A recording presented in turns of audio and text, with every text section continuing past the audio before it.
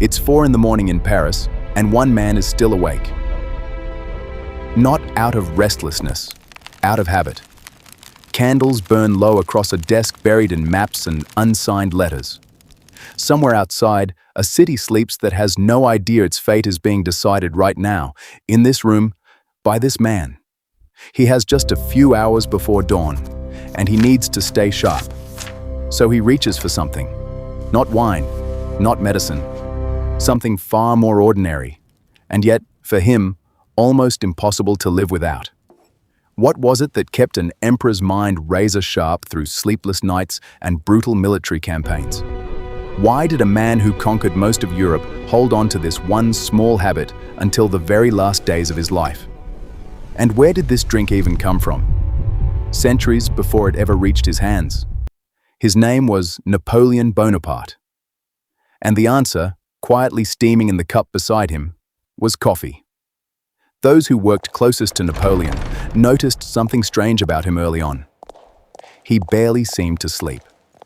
While generals and ministers dragged themselves through the day on exhaustion, Napoleon moved from war strategy to civil law to personal correspondence in short, relentless bursts, sometimes deep into the night, sometimes before the sun had even risen.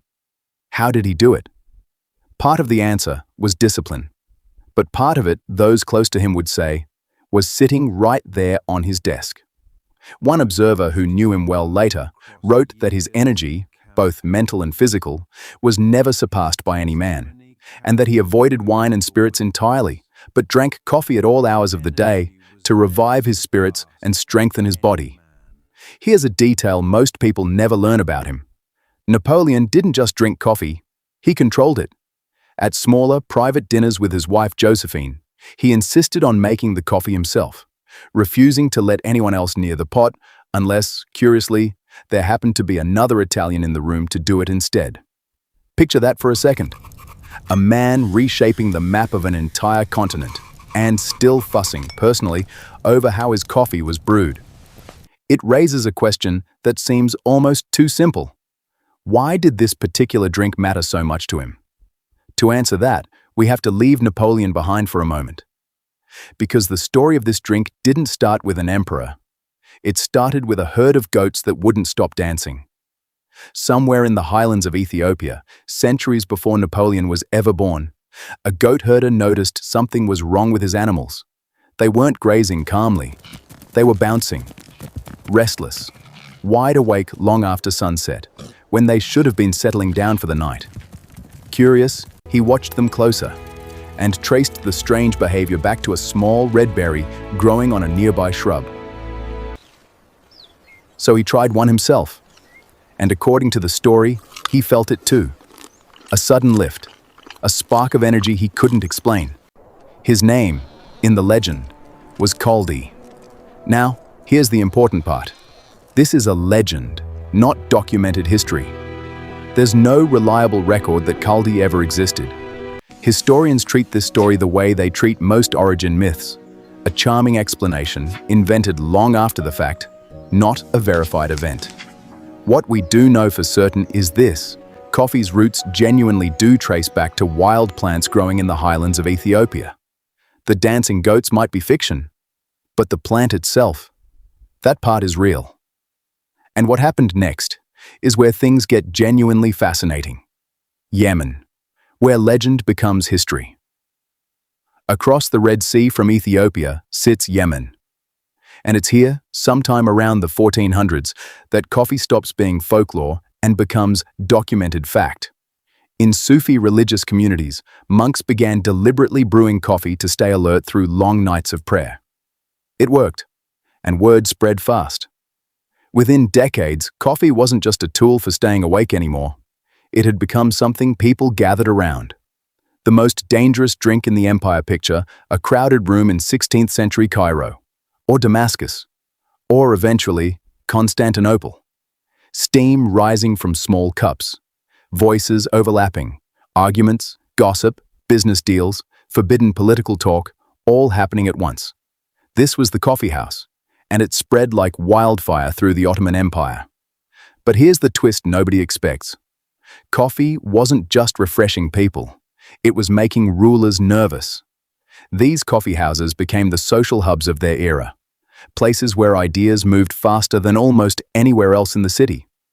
And ideas, especially political ones, made certain authorities uneasy enough that coffee houses were periodically shut down or restricted. A warm drink in a small cup had somehow become an act of quiet rebellion. As Ottoman trade routes expanded, so did coffee, moving through ports, markets, and eventually reaching European shores, arriving first in cities like Venice. At first, Europeans didn't trust it. It was foreign, unfamiliar. Some even debated whether a Christian should be drinking it at all. That suspicion didn't last. France falls in love. By the time Napoleon was born on the island of Corsica in 1769, coffee already had a firm grip on French culture. King Louis XV was famously devoted to it, so devoted, in fact, that he had coffee plants grown in greenhouses at the Palace of Versailles.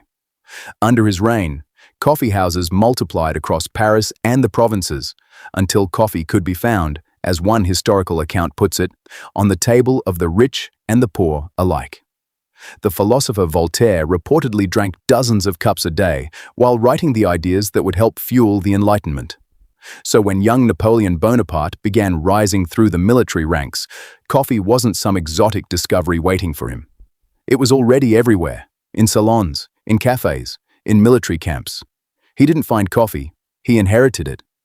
What he did with that inheritance is where this story becomes personal again. A drink built for a man like him. Napoleon's entire life ran on speed.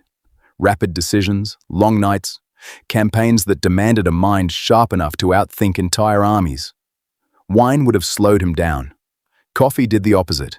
In his own words, preserved from later in his life, he reportedly said something striking. "Strong coffee and plenty awakens me. It gives me a warmth, an unusual force, a pain that is not without pleasure.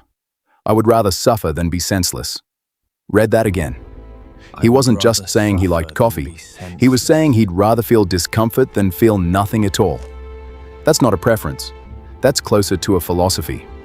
Coffee on the battlefield campaign life was unpredictable, and coffee supplies were no exception. At times, it was scarce.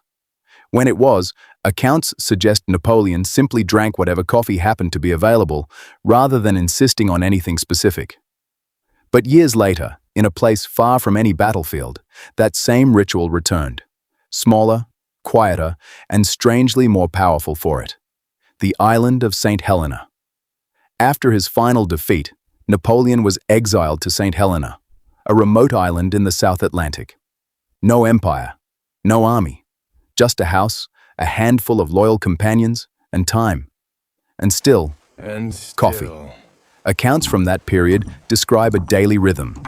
Coffee with breakfast at 6 in the morning, more after lunch, and a final cup following dinner each evening, poured from a silver pot into ornate cups he'd commissioned years before, small, blue, decorated with gold and hand-painted Egyptian scenes. Stripped of everything else, he held on to this one small ceremony. Myth versus reality. Not every story about Napoleon's coffee habit holds up under scrutiny. Some retellings exaggerate exactly how many cups he drank each day, or frame coffee as some secret ingredient behind his military genius, claims that go well beyond what historians can actually confirm. What multiple independent accounts do support is simpler, but still remarkable. Napoleon was a consistent, dedicated coffee drinker for most of his adult life. He strongly favored it over alcohol, and it remained one of his few comforts even in defeat. And then comes the detail that makes this story genuinely moving. As Napoleon's health failed near the end of his life, his physician tried to forbid him from drinking coffee altogether. He asked for it anyway. By multiple accounts in his final days, he kept requesting small spoonfuls of coffee, right up until almost the very end. A man who once commanded hundreds of thousands of soldiers, in his last days, quietly asking for one more cup. There's something almost unbearably human in that image. Napoleon's obsession wasn't an isolated quirk. It was a small piece of something enormous. Across Europe, coffee houses had become breeding grounds for Enlightenment thought, places where writers, scientists, merchants, and revolutionaries gathered to argue, debate, and exchange ideas. Some historians even trace the origins of early stock exchanges and insurance markets back to conversations that started over coffee. It reshaped global trade too, and not always for the better.